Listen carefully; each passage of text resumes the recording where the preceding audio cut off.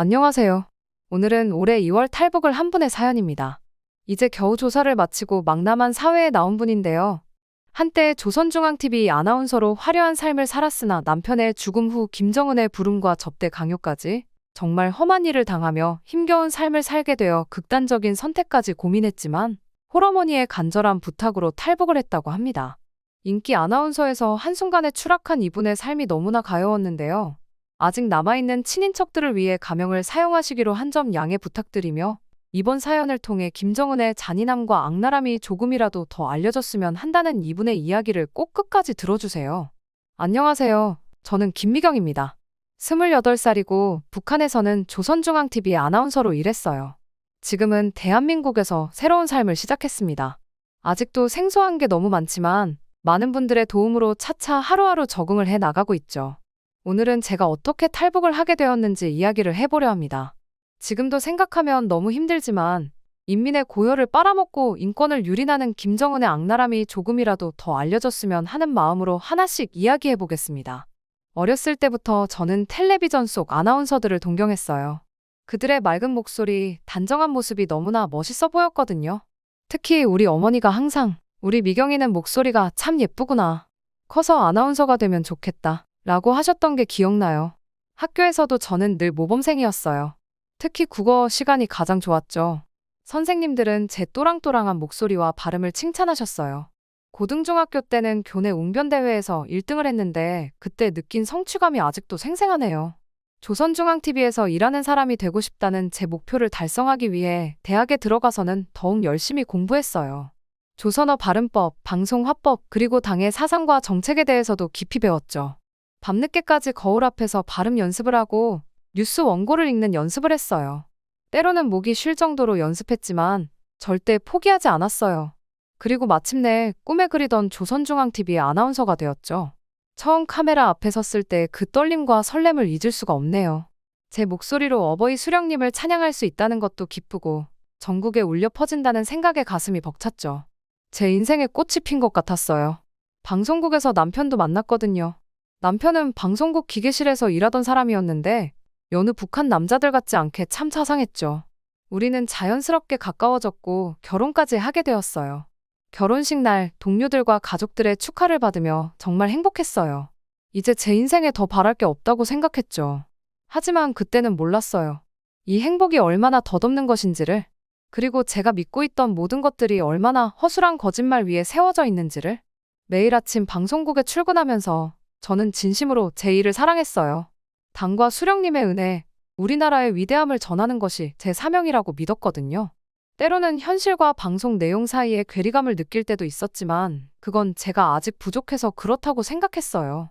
그러던 어느 날 남편이 함경남도 쪽으로 출장을 가야 한다고 했어요. 중요한 촬영이 있는데 기계를 만져줘야 한다는 거예요. 저는 별 생각 없이 조심히 다녀와요 라고 말했어요. 그게 오빠와의 마지막 대화가 될 줄은 꿈에도 몰랐죠. 2023년 12월 26일, 그날은 제 인생에서 가장 끔찍한 날이었어요. 평소와 다름없이 아침 일찍 일어나 방송국으로 출근했죠. 그날따라 왠지 마음이 불안했는데 나중에 생각해보니 그게 불길한 예감이었나 봐요. 오전 뉴스를 진행하고 있을 때였어요. 갑자기 방송국 직원들이 급하게 손짓을 하더니 제 귀에 대고 속삭였어요. 미경 씨, 잠깐 쉬는 시간에 저 뒤로 잠시 오세요. 아무도 모르게. 그 말을 듣는 순간 가슴이 철렁 내려앉았어요. 무슨 일이 났구나 싶었죠. 남편의 절친한 동무가 이야기를 전해줬습니다. 미경 동무, 마음의 준비를 하시오. 평양에서 함경남도로 가는 열차가 탈선했소. 박철우 동무가 탄 열차요. 그리고 그 열차에서 지금 사상자가 많이 나와 수습이 안 되고 있다고 해. 아무래도 철우 동무는 잘못되었을 가능성이 커. 그 말을 듣는 순간 제 세상이 무너져 내리는 것 같았어요. 다리에 힘이 풀려 그 자리에 주저앉고 말았죠. 아니에요. 그럴 리가 없어요. 제 입에서 나온 말은 그게 전부였어요. 남편의 소식을 믿지 못하는 제게 계속해서 설명을 이어갔어요. 노후화된 철로와 전력난으로 인해 열차가 탈선하여 산비탈 아래로 굴러떨어졌다고 해요. 그냥 탈선이 아니라 산비탈 아래로 굴러떨어졌기 때문에 살 가능성이 거의 없다고요.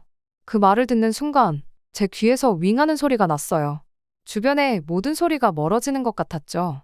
정신을 차렸을 때 저는 이미 눈물범벅이 된 채 사무실 바닥에 앉아 있었어요. 동료들이 저를 부축해 휴게실로 데려갔죠. 하지만 제 마음은 이미 그 사고 현장에 가 있었어요. 하지만 더 충격적인 일은 그 뒤에 일어났어요. 저는 곧바로 현장으로 가고 싶다고 했지만 방송국 간부들이 모두 막아섰습니다.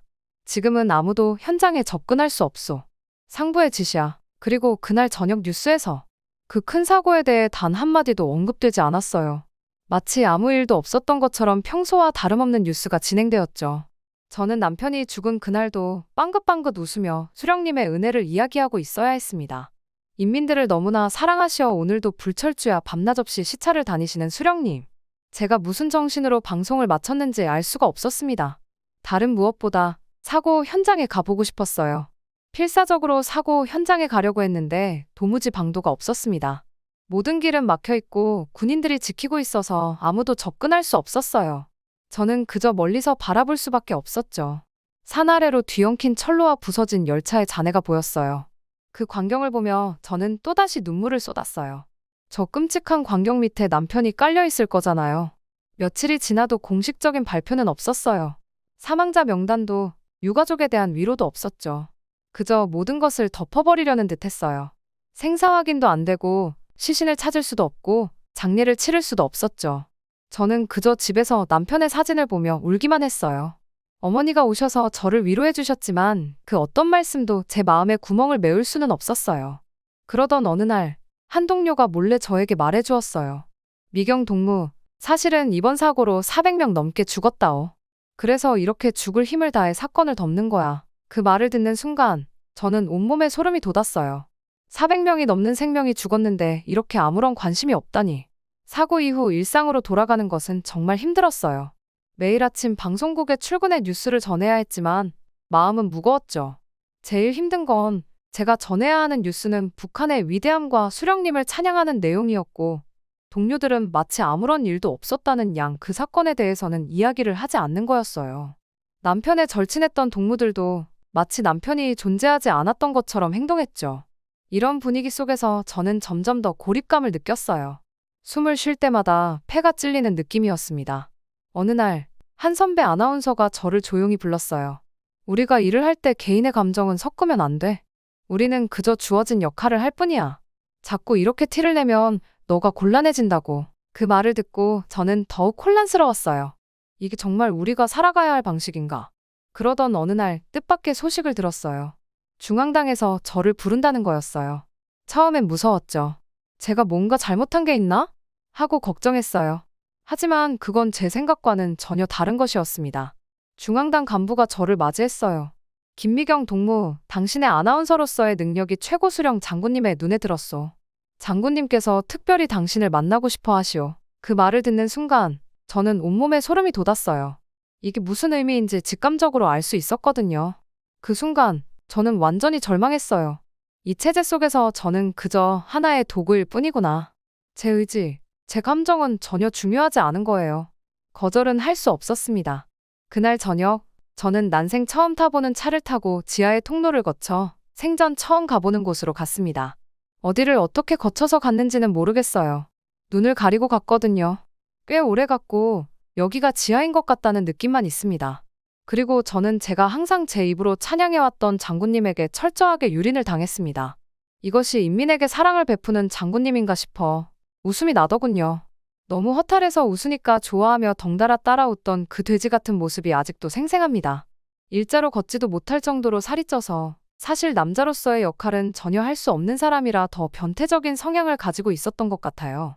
각종 약물에 힘을 빌려 기를 쓰고 저를 강간, 아니 그들 말로는 사랑을 베풀던 그날 밤이 지나고 집으로 돌아가는 차 안에서 보위부 직원이 다음 방문 날짜를 이야기했어요. 달거리를 한다거나 하면 조정해야 하니 미리 확인하라는 거였죠. 집에 돌아온 저는 극도의 공포와 혼란 속에 밤마다 악몽에 시달렸고 낮에는 마치 로봇처럼 움직였습니다. 살아도 산 게 아닌 순간들이었어요. 저는 이제 이쯤에서 제 생을 끝내야겠다고 마음먹었습니다. 그 전에 어머니께는 말씀을 드려야 했어요. 제가 떠나면 어머니는 혼자거든요. 남편의 사고와 죽음, 그리고 은폐된 진실, 그리고 제가 겪은 일까지 모든 걸 털어놓은 날, 어머니는 처음에는 믿지 않으셨어요. 하지만 제 눈물 어린 호소를 들으시고는 결국 이해하셨죠. 미경아, 난 너 죽으면 나도 살 이유가 없다. 우리 이곳을 뜨자. 어머니의 말씀에 저는 놀랐어요. 어머니께서 그런 말씀을 하실 줄은 몰랐거든요. 그날부터 우리는 은밀히 탈북 계획을 세우기 시작했어요. 아나운서라는 제 직위, 그리고 지금 보이부 직원도 함부로 절을 할 수 없는 지금의 상태가 오히려 도움이 될 거라고 생각했죠. 두 번째로 비밀별장에 불려간 날, 저는 일부러 더 적극적으로 즐기는 척 연기를 했습니다. 저를 감시하는 눈을 좀 더 풀어지게 할 필요가 있었거든요. 남편이 죽은 지 얼마 안 되어 우리 어머니가 너무 힘들어 하시니 잠시 바람을 쐬러 갔다 오고 싶다고 했고, 특별히 저는 여행을 위한 통행을 허가받을 수 있었습니다. 어머니와 함께 잠깐 바람을 쐬겠다며 저희를 감시하는 사람들을 물리치고 모녀지간의 여행으로 포장을 했죠. 물론 감시가 따라붙긴 했습니다. 하지만 여자 둘이라 그런지 밤에는 확실히 감시를 제대로 하지 않았어요. 고생을 한다며 감시를 하는 보이부원에게 술과 고기를 잔뜩 사주고 감시가 다소 느슨해진 틈을 타서 엄마와 저는 국경으로 향했습니다. 밤이 되자 우리는 조심스럽게 강가로 향했어요. 차가운 물을 보며 저는 잠시 망설였죠. 하지만 어머니가 제 손을 꼭 잡아주셨어요. 가자, 미경아. 우리의 새 삶이 기다리고 있어.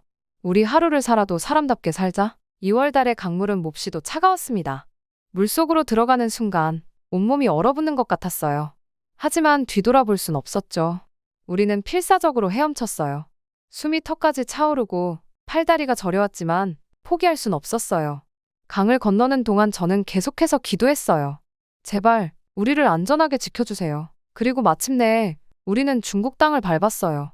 숨을 헐떡이며 온몸이 떨리는 상태로 미리 알아봤던 대로 큰 십자가가 있는 남조선 사람들이 운영하는 교회를 향해 뛰어들어갔습니다.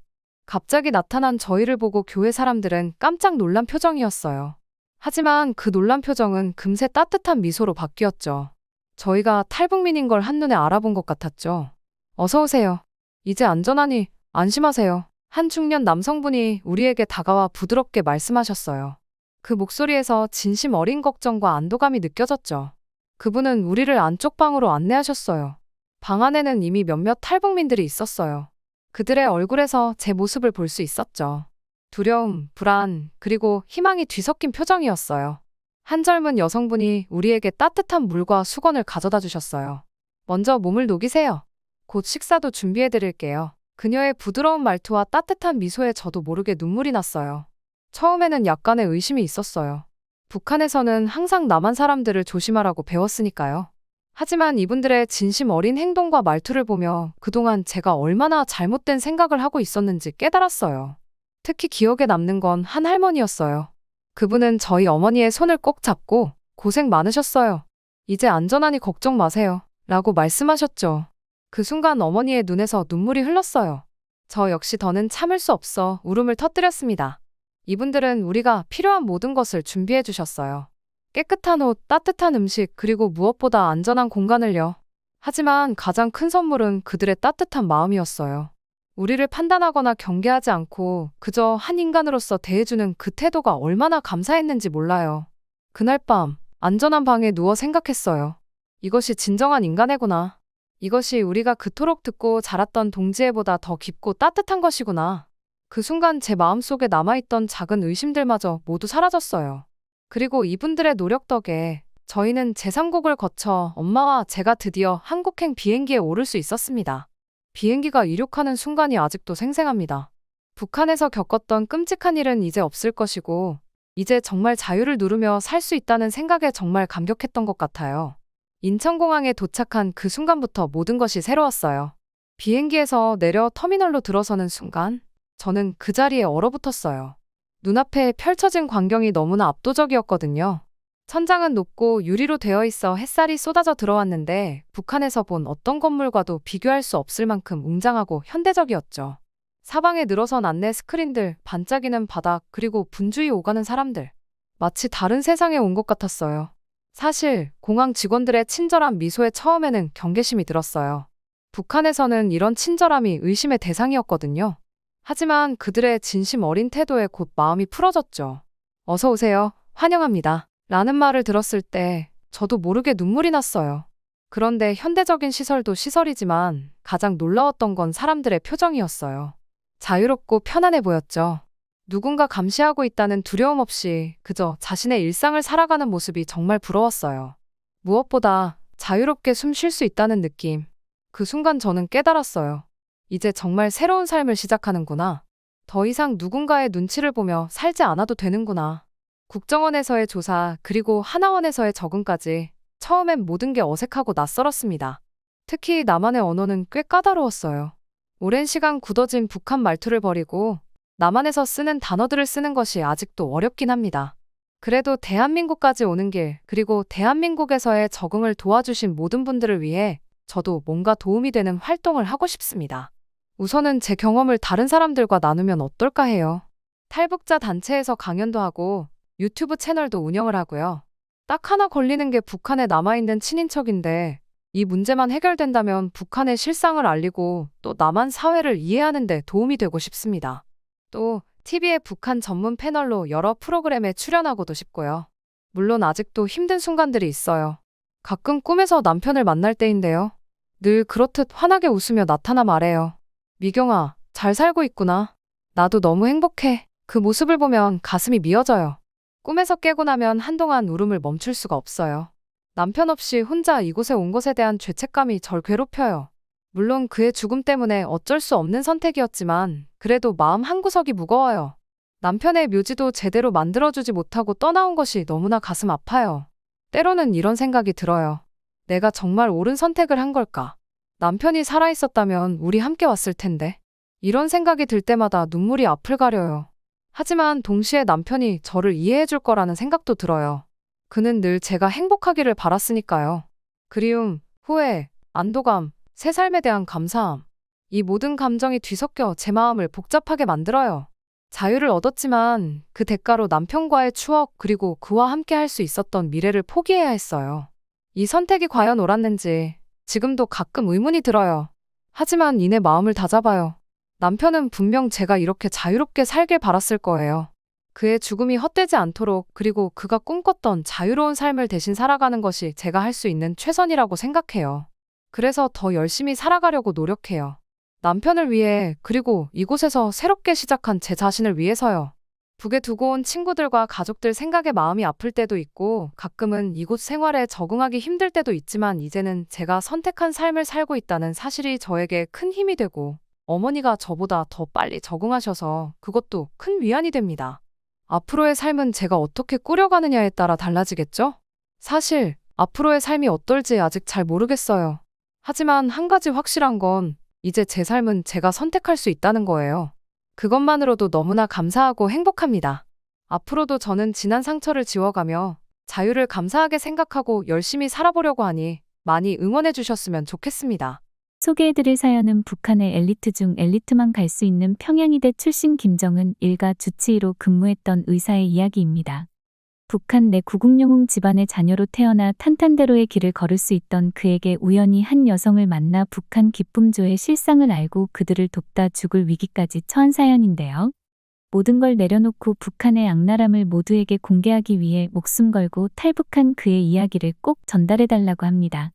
실명의 노출을 꺼려 익명을 사용한 점 이해 부탁드리며 북한에서 고통을 받고 있는 기쁨조들을 위해서라도 끝까지 듣고 도와주셨으면 좋겠습니다. 안녕하세요. 제 이름은 민수입니다. 어느덧 북한을 탈북해서 그들의 감시망을 피해 전 세계를 떠돌며 살게 된 지 3년이란 시간이 흘렀습니다. 돌이켜보면 제 인생은 마치 영화의 한 장면 같았어요. 평양의 심장부 고위 당원들이 사는 중구역에서 태어나 자랐고 우리 집 창문에서 보이는 주체사상탑은 마치 제 운명을 암시하는 듯했어요. 우리 가족은 북한의 역사와 함께 숨쉬어왔습니다. 북한 역사에서는 할아버지는 전쟁의 영웅이셨던 게 서울 광화문에 첫 번째로 인민공화국 깃발을 꽂은 분이고 아버지 역시 전쟁 영웅이셨고 지금은 군 고위 간부십니다. 우리 집 거실은 마치 작은 박물관 같았어요. 할아버지와 아버지의 무공훈장들, 김일성 수령님과 찍은 사진들로 가득했죠. 그 중에서도 가장 인상적인 것은 할아버지와 김일성 수령님이 함께 찍은 사진이었습니다. 두 분이 팔짱을 끼고 환하게 웃고 계셨죠. 할아버지는 그 사진을 가리키며 자주 말씀하셨어요. 민수야, 이게 바로 진정한 혁명 동지란다. 수령님과 나는 피를 나눈 형제나 다름없었지. 그런 집안 분위기 속에서 저는 자연스럽게 당과 수령에 대한 충성심을 키웠습니다. 하지만 제 인생을 완전히 바꾼 것은 다른 인연이었습니다. 바로 김정은 동지와의 만남이었죠. 제가 5살 때였습니다. 설날을 맞아 우리 가족은 금수산태양궁전으로 초대받았어요. 그곳에서 처음 김정은 동지를 만났습니다. 그때 그는 6살이었죠. 어른들의 대화에 지루해하던 우리는 금세 친구가 되었습니다. 야, 나는 정은이야. 넌 누구야? 그가 먼저 말을 걸어왔어요. 저는 민수예요. 정은이 형, 우리 같이 놀아요. 그 순간부터 우리는 때려야 뗄 수 없는 사이가 되었습니다. 명절 때마다 만나 함께 놀았고 서로의 생일 파티에도 빠지지 않고 참석했죠. 한 번은 정은이 형의 생일 파티에서 재미있는 일이 있었어요. 민수야, 너 커서 뭐가 되고 싶어? 정은이 형이 물었습니다. 저는요, 의사가 되고 싶어요. 그래서 정은이 형의 주치의가 될 거예요. 하하, 그래? 그럼 난 내가 나를 평생 책임져 주길 바랄게. 우리는 그저 농담으로 주고받은 말이었지만 그 순간 저는 제 인생의 목표를 정했습니다. 반드시 평양의과대학에 가서 최고의 의사가 되리라고 말이죠. 학창 시절, 저는 날마다 새벽 4시에 일어나 공부했습니다. 주체사상과 김일성 김정일주의 학습에 매진했고 의학 관련 서적은 모조리 독파했죠. 그 결과 평양제일중학교에서 수석으로 졸업할 수 있었습니다. 평양의과대학 입학 시험날, 저는 생일 최대의 긴장감을 느꼈습니다. 시험장이 들어서자 눈앞이 아찔했죠. 하지만 정은이 형과의 약속을 떠올리며 마음을 다잡았습니다. 결과는 대성공이었습니다. 전체 수석으로 평양의과대학에 입학한 거죠. 대학 생활은 정말 힘들었습니다. 하루 18시간씩 공부하고 틈틈이 당 활동에도 참여해야 했죠. 하지만 저는 절대 포기하지 않았습니다. 제 꿈을 향해 한 걸음씩 나아갔죠. 그런데 지금 와서 생각해보면 제 성공 뒤에는 보이지 않는 손이 있었던 것 같습니다. 어느 날, 한 교수님이 저를 불러 은밀히 이야기를 나누셨어요. 민수 동무, 자네에 대해 위에서 많은 관심을 가지고 있다네. 자네의 모든 시험 결과와 생활 태도가 매일 보고되고 있어. 그 말을 듣고 저는 등줄기에 식은땀이 흘렀습니다. 위라는 것이 누구를 의미하는지는 굳이 말하지 않아도 알 수 있었죠. 어느 날은 시험 전날 밤 갑자기 당 간부 한 분이 제 기숙사를 찾아왔습니다. 민수 동무, 내일 시험 잘 보게. 아, 그리고 이건 참고 자료일세. 그가 건넨 봉투 안에는 다음날 시험 문제와 답안이 들어있었습니다. 저는 충격에 빠졌죠. 하지만 그 자료를 거부할 수도, 누구에게 말할 수도 없었습니다. 졸업을 앞두고는 더 노골적인 압박이 있었습니다. 어느 날 밤, 정은이 형, 아니, 김정은 동지께서 직접 전화를 주셨어요. 민수야, 내가 수석으로 졸업하지 않으면 우리의 어릴 적 약속은 어떻게 되는 거지? 알다시피 나의 주치의는 최고 중에 최고여야 해. 그 말씀에 담긴 의미를 모르는 척할 수는 없었습니다. 제가 수석 졸업을 하지 못한다면 그동안의 모든 노력이 물거품이 될 뿐만 아니라 제 가족에게도 위험이 닥칠 수 있다는 뜻이었으니까요. 결국 저는 수석으로 졸업했습니다. 하지만 그 영광스러운 순간 뒤에 숨겨진 진실을 아는 저는 웃을 수가 없었습니다. 제 능력만으로 이룬 성과가 아니었다는 것을 알았기 때문이죠. 그리고 마침내 평양의과대학을 수석으로 졸업하는 날이 왔습니다. 졸업식장에서 저는 눈물을 흘렸습니다. 그리고 그 순간 예상치 못한 일이 벌어졌죠. 민수 동무. 깜짝 놀라 고개를 들어보니 김정은 동지께서 저를 부르고 계셨습니다. 정은이 형. 아니, 존경하는 김정은 동지. 하, 뭘 그리 놀라나. 자네와의 약속을 잊지 않았네. 이제부터 자네는 나의 주치의일세. 그 순간 저는 온몸에 전율이 흘렀습니다. 제 어린 시절의 꿈이 그리고 정은이 형과의 약속이 현실이 된 것입니다. 그렇게 저는 김정은 동지의 주치의가 되었습니다. 매일 아침 그의 건강 상태를 체크하고 식단을 관리하며 운동 계획을 세웠죠. 하지만 동시에 저는 점점 더 많은 것들을 보게 되었습니다. 당 고위 간부들의 숨겨진 모습들, 그리고 기쁨조라 불리는 여성들의 존재까지. 이제와 돌이켜보면 제 인생의 모든 순간이 김정은 일가에 의해 조종되어 왔다는 생각이 듭니다. 어린 시절의 순수한 우정과 꿈은 어느새 권력과 통제의 도구가 되어버린 거죠. 처음에는 이 모든 것이 우리나라를 위한 것이라고 믿었습니다. 하지만 시간이 지날수록 의문이 커져갔습니다. 과연 이것이 진정 우리가 꿈꾸던 이상적인 사회주의 국가의 모습일까요? 지금 이 이야기를 하는 제 마음은 너무나 복잡합니다. 하지만 이것이 진실이고 세상이 알아야 할 이야기라고 믿습니다. 제가 겪은 북한의 실상 그리고 제가 보고 들은 모든 것을 여러분께 들려드리고자 합니다. 그날 밤 평양의 어둠이 깊어갈 무렵 저는 긴급 호출을 받았습니다. 즉시 5호 저택으로 오라. 는 짧은 메시지였죠. 5호 저택, 그곳은 김정은 동지의 비밀 의료 시설이 있는 곳이었습니다. 차에 오르자마자 저는 불길한 예감에 휩싸였습니다. 저택에 도착하자 경호원들이 저를 지하 깊숙한 곳으로 안내했습니다. 엘리베이터로 지하 100m까지 내려갔을 때 제 앞에 펼쳐진 광경은 충격 그 자체였습니다. 거대한 원형 공간에는 첨단 의료 장비들이 즐비해 있었고 그 중앙에 김정은 동지가 누워 있었습니다. 하지만 그의 모습은 제가 알던 그가 아니었습니다. 김정은 동지의 얼굴은 마치 괴물처럼 변해 있었습니다. 그의 얼굴은 심하게 부어올라 있었고 특히 눈 주위와 입술이 비정상적으로 붓고 진물이 흐르고 있었습니다. 피부는 창백하면서도 곳곳에 붉은 반점들이 퍼져 있었죠. 그의 몸은 기이하게 살이 쪄 있었지만 그것은 건강한 체중 증가가 아닌 림프절의 심각한 부종으로 인한 것이었습니다. 민수야, 그가 힘겹게 말했습니다. 그의 목소리는 쉬어 있었고 말할 때마다 고통스러워 보였습니다. 내가 와줘서 다행이다. 가까이 다가가자 지독한 악취가 코를 찔렀습니다. 그의 몸에서 나는 냄새는 썩은 살과 고름이 섞인 듯한 끔찍한 냄새였습니다. 저는 구역질을 참으며 그에게 다가갔습니다. 동지, 이게 어떻게 된 일입니까? 저는 떨리는 목소리로 물었습니다. 김정은은 한숨을 쉬었습니다. 그의 숨결에서도 역한 냄새가 났습니다. 민수야, 이건 매우 심각한 성병이야. 몇 년 전부터 시작됐지만 최근에 급격히 악화됐어. 저는 즉시 검사를 시작했습니다. 결과는 충격적이었습니다. 김정은 동지는 여러 종류의 성병이 복합적으로 감염된 상태였습니다. 매독, 임질, HIV 등이 모두 양성 반응을 보였고 그의 면역 체계는 거의 붕괴 직전이었습니다. 이 사실이 밖으로 새어나가면 우리 체제가 무너질 거야. 그가 말했습니다. 그의 눈에는 공포와 분노가 가득했습니다. 내가 나를 치료해야 해. 그리고 이 비밀을 죽을 때까지 지켜야 해. 그 순간 저는 깨달았습니다. 제가 평양의대 수석 졸업생으로 선발된 이유, 제가 그의 주치의가 된 이유가 바로 이것이었다는 걸요. 저는 단순히 그의 건강을 돌보는 것이 아니라 이 끔찍한 비밀을 함께 짊어지고 가야 할 공범자로 선택된 것입니다. 알겠습니까, 민수? 김정은이 다그쳤습니다. 그의 목소리에는 위협이 깔려 있었습니다. 내 가족의 안전도 이 비밀을 지키는 데 달려 있어. 저는 고개를 끄덕였지만 마음속으로는 격렬한 분노가 일었습니다. 이 남자, 제가 그토록 존경했던 지도자가 실은 이렇게 비열하고 이기적인 인간이었다니요. 그는 자신의 쾌락을 위해 수많은 여성들을 희생시켰고 이제는 그 대가로 이런 끔찍한 질병에 시달리고 있었습니다. 김정은은 계속해서 말을 이어갔습니다. 내가 이 상태인 동안 너는 나를 대신해 중요한 결정들을 내려야 할 거야. 물론 모두 내 지시에 따라서 말이지. 저는 경악했습니다.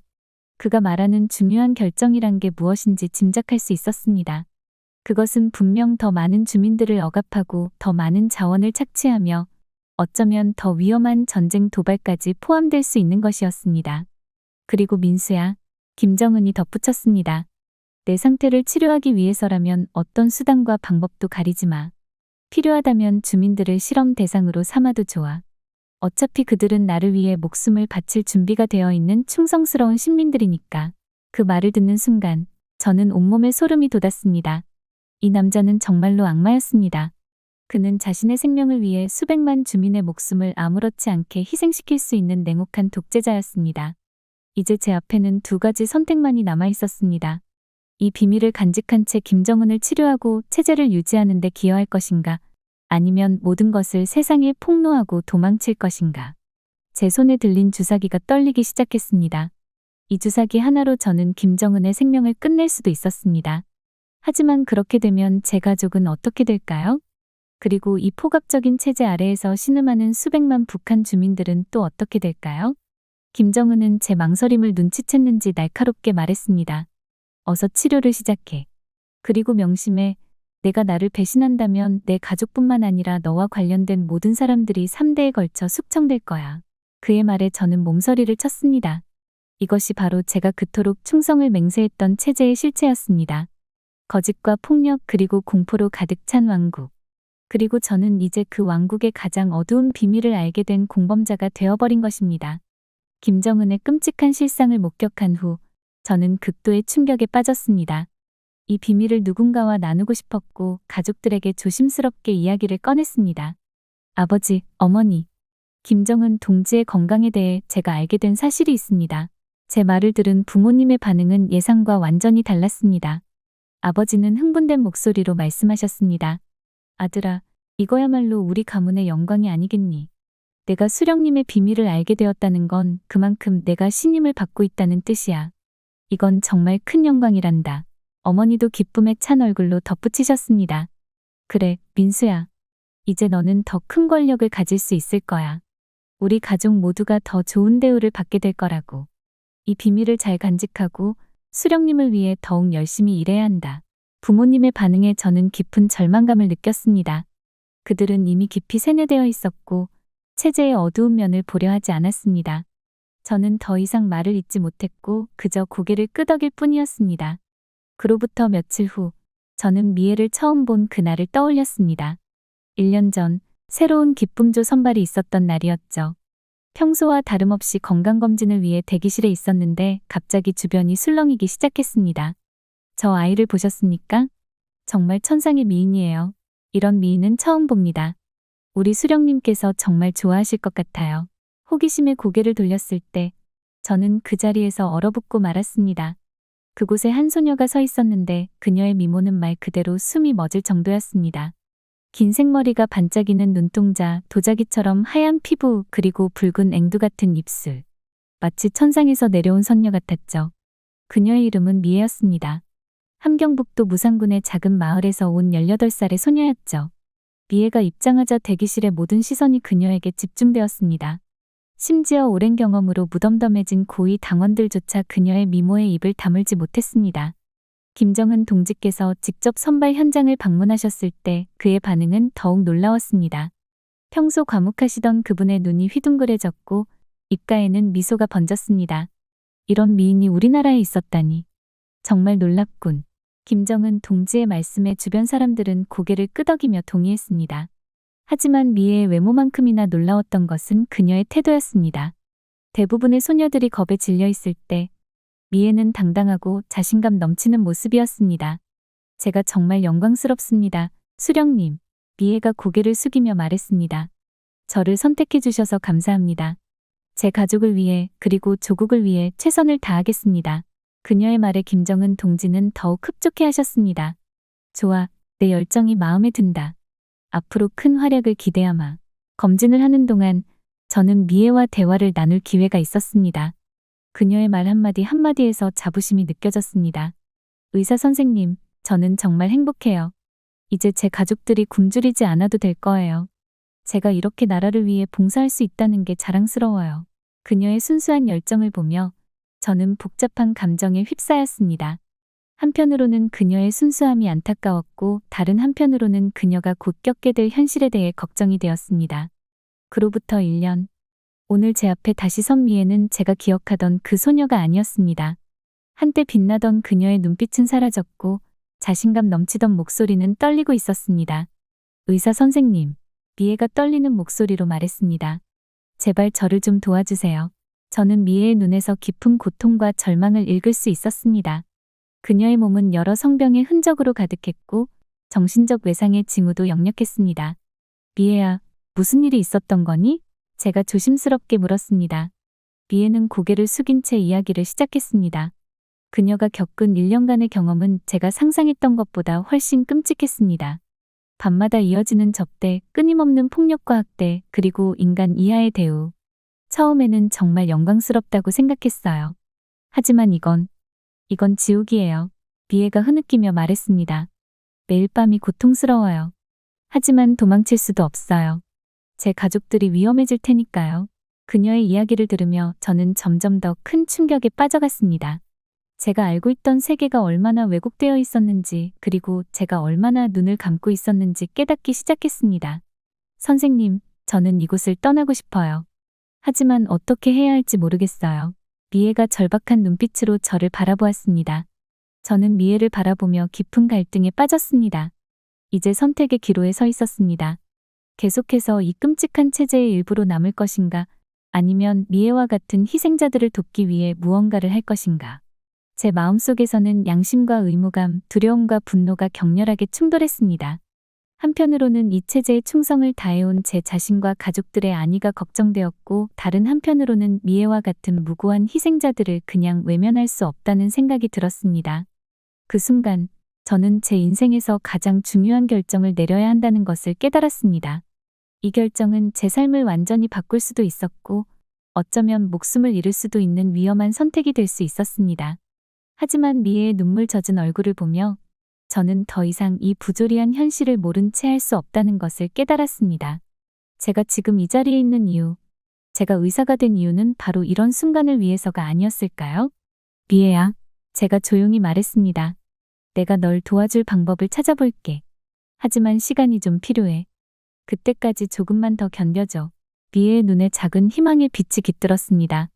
그리고 저는 그 순간 제 인생의 새로운 장이 시작되었음을 직감했습니다. 이제 저는 단순한 김정은의 주치의가 아닌 이 잔인한 체제에 맞서 싸우는 저항군의 일원이 되기로 한 것입니다. 그 말을 한 지 불과 일주일 후 저는 충격적인 소식을 듣게 되었습니다. 미애가 갑자기 사라졌다는 것이었습니다. 민수 동무, 미애에 대해 알고 있나? 한 동료 의사가 조심스럽게 물었습니다. 아니요, 무슨 일입니까? 그 애가 노역소로 끌려갔다더군. 기품조에서 더 이상 쓸모없어졌다고 해서 저는 충격에 빠졌습니다. 노역소라니 그곳은 사실상 죽음의 땅이나 다름없었습니다. 하지만 더 충격적인 사실은 그 뒤에 있었습니다. 며칠 동안 조사를 해본 결과 저는 끔찍한 진실을 알게 되었습니다.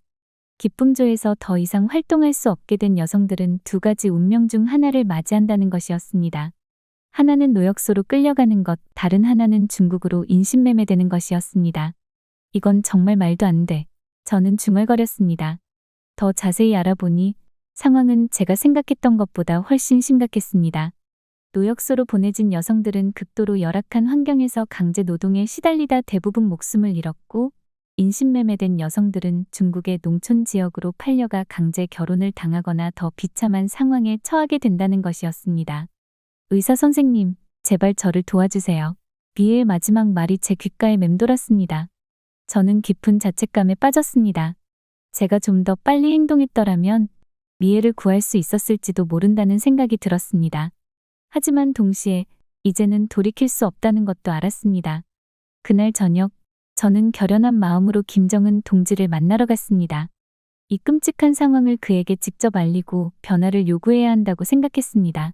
하지만 제가 김정은 동지의 관저에 도착했을 때 상황은 제가 예상했던 것과는 전혀 달랐습니다. 민수 동무, 어디 가시나? 경비병이 저를 막아섰습니다. 김정은 동지를 뵈러 왔습니다. 긴급한 보고 사항이 있습니다. 경비병은 차갑게 대답했습니다. 민수 동무는 더 이상 이곳에 출입할 수 없습니다. 수령님의 명령입니다. 저는 충격에 빠졌습니다. 무슨 일이 벌어진 걸까요? 그때 뒤에서 익숙한 목소리가 들려왔습니다. 민수야, 여기서 뭐 하는 거야? 돌아보니 제 동료 의사 중 한 명인 영호가 서 있었습니다. 영호야, 무슨 일이 있는 거야? 영호는 주위를 살펴본 후 낮은 목소리로 말했습니다. 너 모르고 있었어? 당에서 내 행적을 추적하고 있었어. 내가 기품조 여성들의 처우에 대해 관심을 가지고 심지어 그들을 돕려고 한다는 정보가 들어갔대. 김정은 동지께서는 내가 당을 배신할 조짐을 보인다고 판단하셨어. 저는 말문이 막혔습니다. 제 모든 행동이 감시당하고 있었다니 이런 일이 있으리라고는 상상도 못했습니다. 영호가 계속 말을 이었습니다. 김정은 동지께서는 이미 새로운 주치의를 임명하셨어. 너는 더 이상 그 자리에 없어. 그 순간 저는 모든 것을 잃었다는 것을 깨달았습니다. 제가 그토록 열심히 일해 얻은 지위, 제가 자랑스러워하던 모든 것들이 한순간에 무너져 내렸습니다. 그럼 나는 이제 어떻게 되는 거야? 제가 떨리는 목소리로 물었습니다. 영호의 눈에 동정의 빛이 스쳤습니다. 아직은 모르겠어.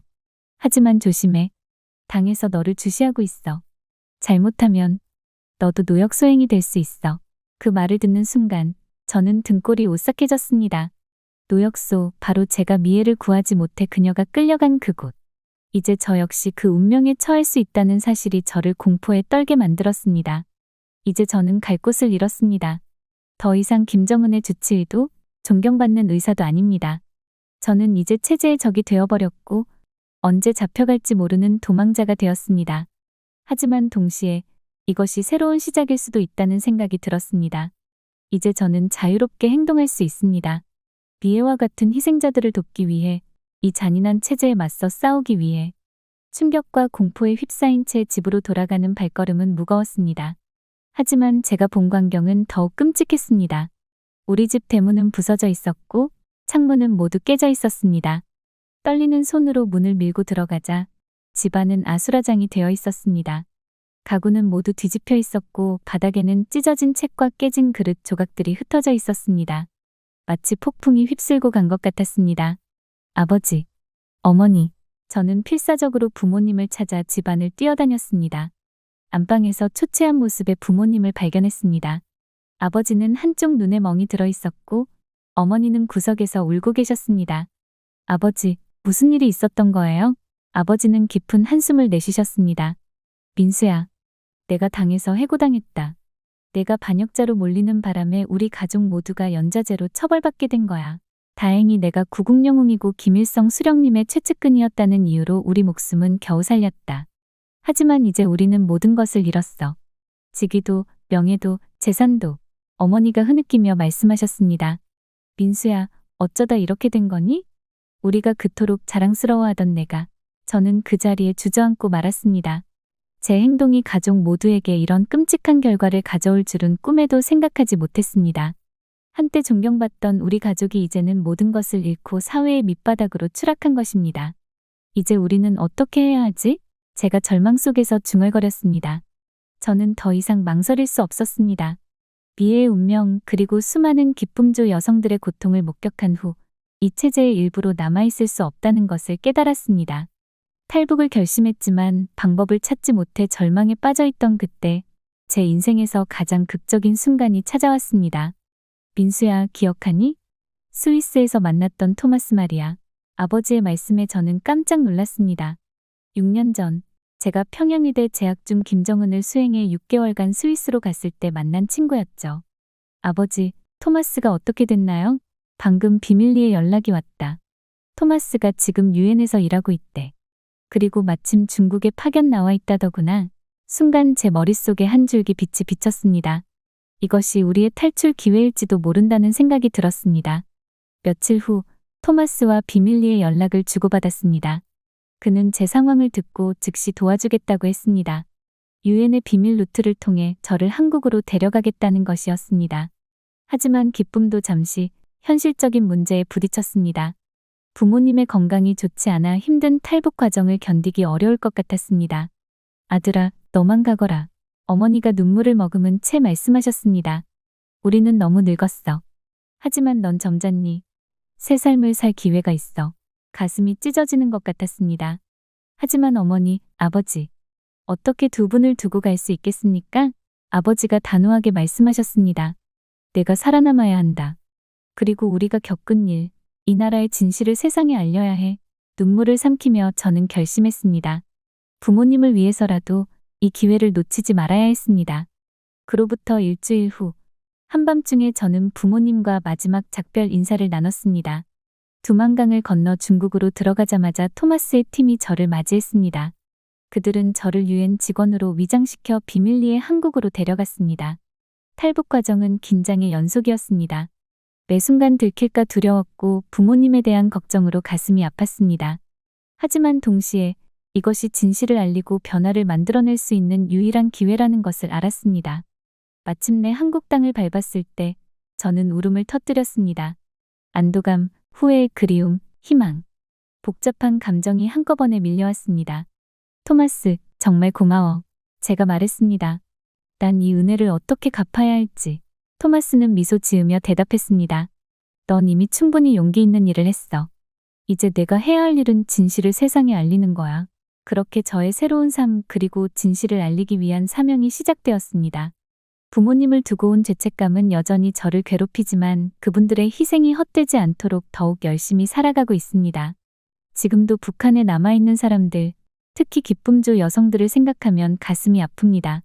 그들도 언젠가 자유를 찾을 수 있기를 그리고 제가 그들의 자유를 위해 작은 보탬이라도 될 수 있기를 간절히 바랍니다.